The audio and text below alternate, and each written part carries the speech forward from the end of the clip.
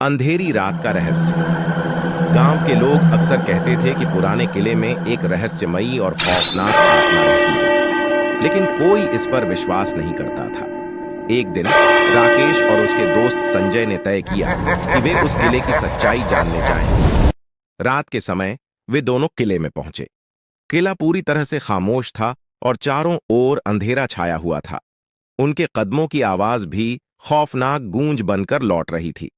राकेश ने अपने फोन की टॉर्च जलाकर देखा तो दीवारों पर अजीब सी चित्रकारी बनी हुई थी। जैसे ही वे आगे बढ़े, एक कमरा दिखाई दिया जिसमें एक पुरानी अलमारी थी।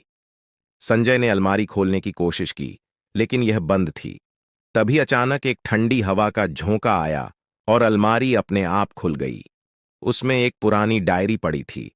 राकेश ने डायरी उठाई और पढ़ने लगा। डायरी में लिखा था कि इस किले में रहने वाले राजा की बेटी को किसी ने धोखे से मार दिया था और उसकी आत्मा अब भी यहां भटक रही है। तभी अचानक एक चीख सुनाई दी और दोनों ने देखा कि एक धुंधली परछाई उनकी ओर बढ़ रही है। वे भागने लगे, लेकिन दरवाजे अपने आप बंद हो गए। संजय ने जल्दी से एक खिड़की से बाहर कूदने का फैसला किया और राकेश भी उसके पीछे पीछे कूद गया। वे किसी तरह बचकर गांव वापस आ गए। जब उन्होंने गांव वालों को यह बात बताई तो किसी ने उनकी बात का विश्वास नहीं किया। कुछ दिनों बाद संजय अचानक गायब हो गया।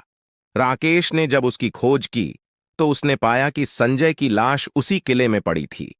उसके चेहरे पर एक अजीब सी मुस्कान थी, जैसे उसने कुछ खौफनाक देखा हो। कहते हैं कि आज भी उस किले में रात के समय चीखें सुनाई देती हैं और किसी ने भी दोबारा वहां जाने की हिम्मत नहीं की। इस घटना के बाद राकेश ने कभी उस किले का नाम भी नहीं लिया और गांव के लोग उसे हमेशा के लिए भुला बैठे।